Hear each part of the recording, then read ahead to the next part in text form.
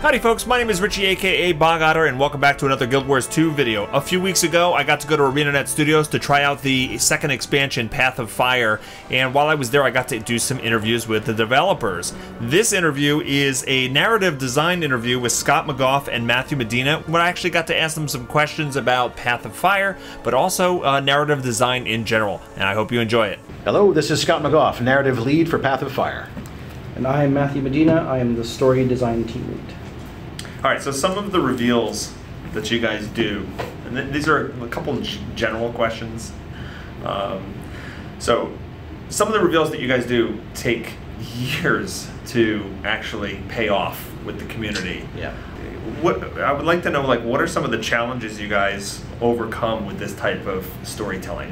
It seems to be like, I come back to my dungeon mastering days. There were some times where I would create an idea or something, and it would take months or years to kind of pay off, and there's a challenge to that, but it's also very, very rewarding. So I'm just, how do you guys, how does that impact your storytelling ability? Or it can be overwhelming because there's so much lore and history with Guild Wars. Yeah. And it's a double-edged sword. There's all this fascinating stuff, but there's too much fascinating stuff. We can't cover everything at once, and so there's always going to be somebody out there who's not happy that we're not covering the thing they're covering. Yeah. We actually, at the very beginning of this, we had to sort of sit down with various key personnel, and we drafted a list. Like, what are the outstanding questions we need to answer from the current story we're telling, from the stories we've told in the past, and how can we weave these all together so that we address as many as possible?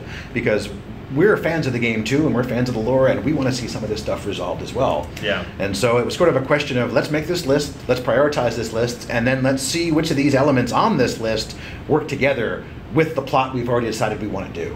That makes sense. And it was, like I said, there was lots to choose from, so we found lots of good meaty stuff to weave together. But not all of it. Yeah. Not yet, anyway. Yeah, and Mo himself even curated that list at a couple times. Oh, that's interesting. Because he has a very distinct, I want to see these things resolved. Yes. Like, okay, cool. Like, now we know what our priorities are. Like, let's make sure that we hit all the things that are on this list at very least. Okay, so that's super interesting. So you almost whiteboard a whole bunch of loose ends from from years, and you see, all right, this is where we're going with this expansion or this living story thread. Which ones of these can we knock off? Yeah. Yep. And it makes sense to knock off at this time. And I think to answer your question, what is the challenge? The challenge is there are so many that sometimes the challenge is picking. Like, there are definitely some threads that I know players are like, when are you going to get to this? And we're like, it's still on the list. We haven't removed it. It's just not on this list for this release, right? Like, so there's just a lot of, we know that we have to address a lot of open questions. I mean, I'm hopeful that we get to all of them. Yeah, someday. Someday. And it's tricky because, for example, we're going back to the Crystal Desert where players have been before, and just revisiting key locations that they've been before is cool, but it's not enough. Right. We have to do it in a new and interesting way, so we're not repeating ourselves, but also that we advance the storyline we are telling. So it doesn't feel like, oh, and we're going to pause now to catch you up on stuff that you've been asking about for years. It has to be part of the main storyline we're telling. Right. So that we're killing two birds with one stone. We are advancing the dragon plotline, but we're also answering a lot of these unanswered questions that were in this region, and they have been since the end of Guild Wars 1. Gotcha. And so some of these things that you're whiteboarding are things that you want to resolve. Do you know, do all of them, do you know where you want to go with those, or are these necessarily some things that either change as a result of where you're going, with an expansion and stuff like that? How much of it's set in stone? How much of it is flexible? That's a hard question. Yeah.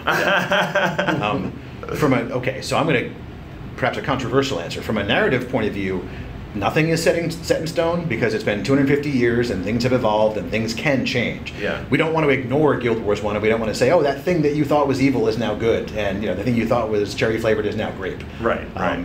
We don't want to ignore Guild Wars 1, but we also don't want to just repeat ourselves. And so it was a question of, how can we advance this? How can we evolve this concept so that it's a satisfying answer, both from the historical lorehound point of view and from the I'm a current player and I just want to do cool things point of view? Gotcha. Do you have a favorite reveal in recent memory that like a slow burn, like something that took a long time to come out to the community, but when you finally were able to like tell that moment? Personally, I'm going to go with the revelation that the Sylvari were dragon minions in Heart of Thorns, because when I started at this company and Guild Wars 2 was already underway, that was one of the first things they told me. Yeah. And that I couldn't tell anybody. Right. So you need to write some dialogue that hints at this, but not too much. Yeah. And you can't ever talk about it. And then as we were building up to it, there was lots of chatter about, well, this is possible. And then I was kind of amused by some of the forum posts. Well, Sylvari can't be dragon minions. No, they are, and they were always intended to be. Yeah. So that was very satisfying for me when it came out and it got the reaction it did. And we were able to do a whole expansion based on it. Yeah. For me, it was Oreen. That was a character that we had talked about so much internally so long before like that thing happened in the game. Yeah. And so when I got to see people's reaction videos and like the streams of people were like, oh, it's gonna hatch, it's an egg, and then you get to actually meet this cute little dragon. I'm like, yes. And I will second that. The egg was a main feature of the plotline for a long time, and it remained a feature right up at the moment it hatched. Yeah. And then when it hatched, it was this breathtaking, oh, look at that, it's a little baby dragon. Right. So yeah, I will second that emotion. That's a good one. Okay. So now, with the announcement of the expansion that's coming up, the story's taking a big turn, right? We've been hunting elder dragons since the beginning of the launch of Guild Wars 2, and now we're kind of trying to save them in a way. Was that always intended? Because I'll tell you from my player perspective, I kind of just assume, probably like a lot of folks assume, that hey, it looks like we're gonna take out an elder dragon per expansion, and this is like our path for the next few years or so. Was the return of Balthazar and stuff like that? Is this something that was always kind of intended, or I'm curious from as a fan of the game, like how much storytelling maybe changes as a result of how the players receive things, and I don't know if you can kind of.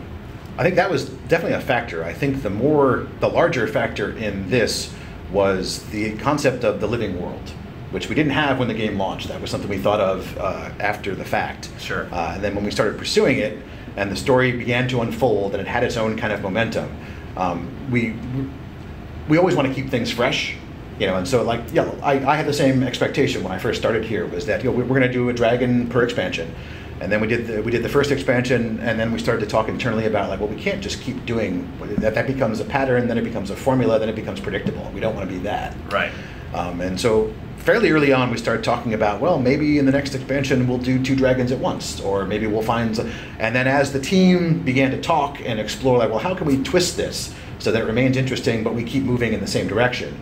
And then the evolution of the idea that here was this terrifying threat in the form of Zaitan, in the form of Morjamoth. We really didn't have much choice but to fight them and kill them, because they were expanding and they were threatening entire nations. Right. And then there's that sort of, as the story matures and our characters evolve, that other shoe drops where you realize, hey, maybe this wasn't the greatest long-term solution in the world. And so we had our character, specifically Timey, start to explore that and introduce the idea hey, actually, maybe this wasn't such a great idea. And so the story's growing more complex, a little bit more mature, and not in the sense of being older, but just in the sense of being more seasoned. And so we wanted to explore the idea that what if you can't just find a dragon and beat it to death? The problem suddenly becomes exponentially more complicated, right, where killing them creates almost as many problems as letting them run rampant. And that was a real meaty place for us to sort of plant our flag and say, okay, where do we go from here? And then that's what this expansion starts to explore. That's really interesting. Yeah, this may be coincidental, but I also sort of look at it as, we don't design our games in a vacuum, and these are things that are relevant to us today Sure. in the real world of, you have climate change, which is this great overarching threat that, what do you do about something like that? And that's a very interesting theme and question that I think it's impossible for us to not sort of be dwelling on some of these themes as designers as well, because, that's on my mind. Yeah. I have a son. Start thinking about the future and what's going to happen. And so it's a really interesting space for us to explore. I think the best forms of media all explore sort of current relevant topics within the context of their storylines. I mean, I think some of the, there's definitely scenes of that in other shows and movies and stuff like that. But I think we also try to bring into our, our game as relevant topics for us to explore. So talk to me, like, I don't know how much you can go into it, but talk to me like what's going on in Alona. We're 250 years since the players have been there. Obviously we have this overarching thread of Balthazar and all this stuff, but I'm assuming that, the people that, the Alonians and stuff like that have had lots of issues and problems and all kinds of stuff. Is there anything that you can tell me about, like what can we expect to see from that regard?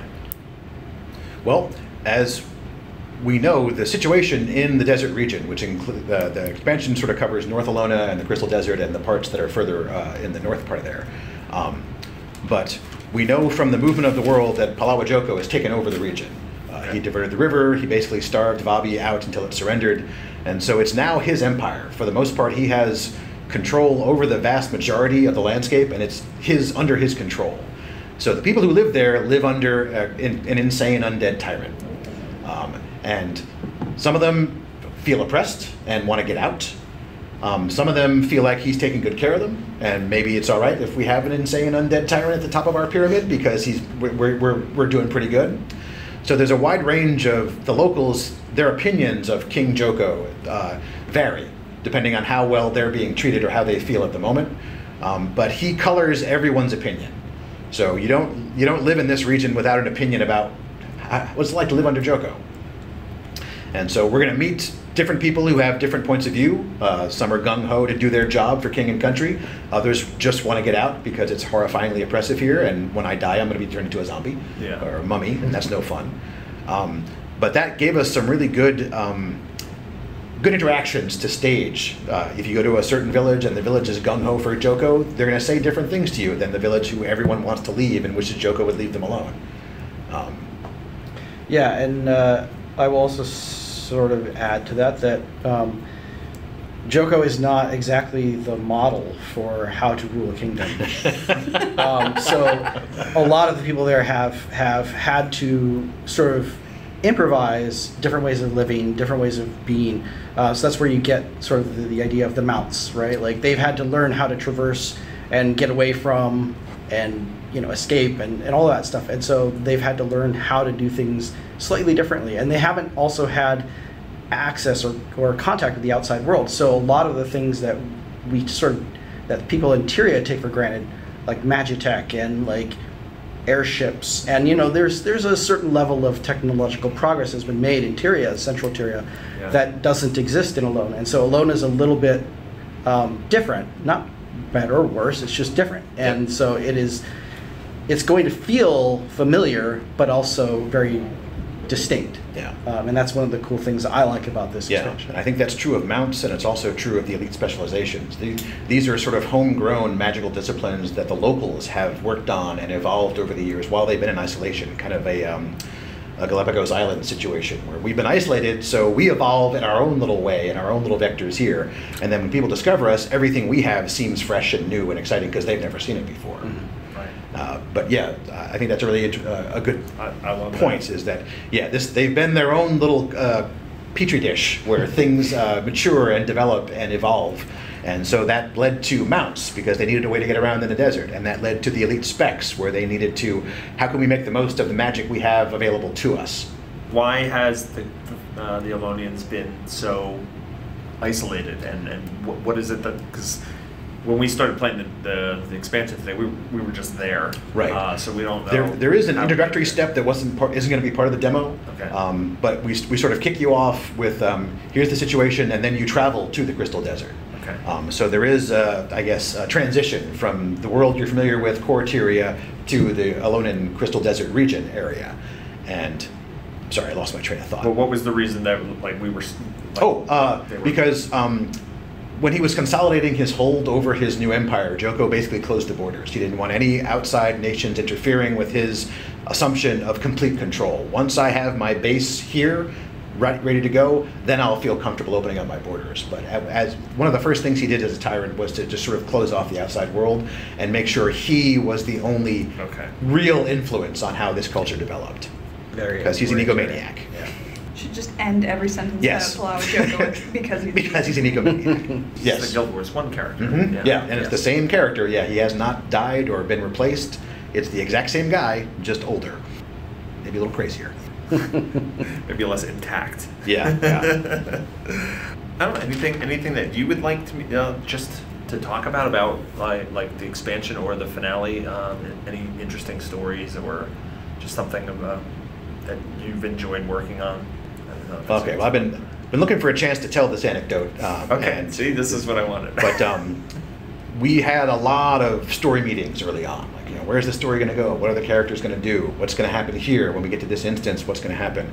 And there was almost a recurring theme. We would have a discussion. We get a couple of good ideas, maybe a couple of ideas that weren't so good, and the conversation would sort of die out. And then almost invariably, Matthew would say, "Here's a crazy idea." And then the next thing that came out of his mouth, everyone would go, "Yeah, let's do that."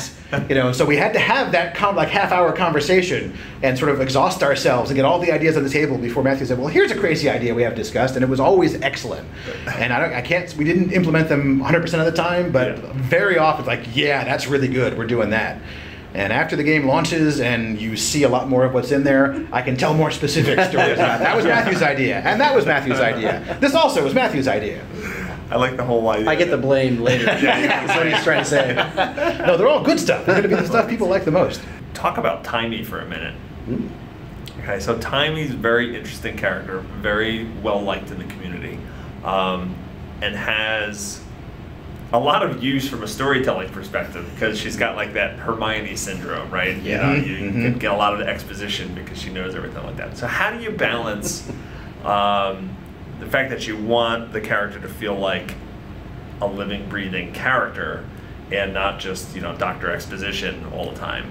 Because it sometimes feels a little odd that, we know that she's smart, which is a prodigy and everything like that, but she seems to know more than everybody. Like, why isn't, like, she should be, elevated to something, So how do you balance that? Well, story-wise, we have the advantage that Timey's on our team. And so she's usually researching the thing we need to know. And that puts her in a position to have those big ticket answers exactly when we need them. Yeah. But I'm also very fond of Timey. I think she's a really interesting character, and I like what we've done with her. We try to explore some of her personality, so she's not just there to provide exposition. Her interaction with the Asuran Flunt, where she's got this nemesis who is older and more influential than her, and so he's always going to be able to pull rank, which drives her nuts because she's a prodigy, and by definition, she feels like she's being treated like a second-class citizen because she's too young. There's also the aspect of her condition. Her legs don't work, and that gives her a built-in something she needs to wrestle with, something she needs to contend with, and a limitation. She's not always able to accompany us because she can't walk as comfortably as another character might. And so having Timey in the mix, and I also want to just give a shout out to the voice actress, Debbie Derryberry, who we write lines we think are funny for Timey, and then we hear the actress record them, and they're 10 times funnier than we ever imagined. It's like, okay, that works perfectly. Yeah. So I think a huge amount of Timey's appeal comes from her voice. Both the words we write collectively inside this building and the actor's voice, the actress's voice, Debbie Derryberry. I agree with that, and I mean, it's one of those, maybe not a rare case. I don't know because I haven't worked a whole lot directly with voice actors, but for me, it's one of those cases where she's so embodied the character to me that I find that if I'm even writing scratch dialogue, like I know exactly what Timey sounds like because I can hear Debbie's voice in my head saying it. So I'm like, yes, that's a Timey line right there. Yep. And that is a common opinion on the narrative team. We all feel that it's fun to write for Timey because you can hear it in your head. Yeah. We have a couple of really strong characters like that. I would say Farron is another one. Yeah. But yeah, the actor so completely inhabits that it's easy. Like I know what Farron would say here because I can hear Yuri Lowenthal's voice saying it. Yeah. I think that's it. I think I've got everything I need. Thank you guys very much. Oh, you're welcome. No, pleasure. Awesome. Are you thinking about getting Guild Wars 2 Path of Fire? If you could use the link in the description below, it doesn't cost you anything extra and it helps support my videos and streams. Would really appreciate it. Thanks a lot.